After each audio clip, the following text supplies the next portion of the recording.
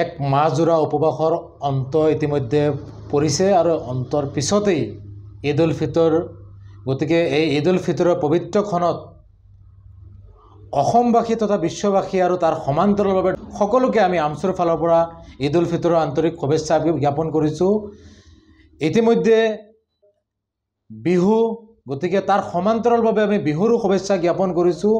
আৰু এই যি ৰমজান মাহ, ঈদ উল ফিতৰ আৰু বিহুৱে অসমখনত যাতে শান্তিৰ বিৰাজ কৰে, একতাৰ এনাজৰী সুদৃঢ় হয় আৰু শংকৰাজনৰ মিলনভূমিত যাতে আমি সকলো জাতি জনগোষ্ঠীয়ে মিলাপ্ৰীতিৰ মাজেৰে যাতে জীয়াই থাকিব পাৰোঁ, কোনো অপশক্তিয়ে যাতে কোনো প্ৰশ্ৰয় নাপায়, তাৰ প্ৰতি সকলোৱে লক্ষ্য ৰাখিবলৈ আহ্বান জনাইছোঁ।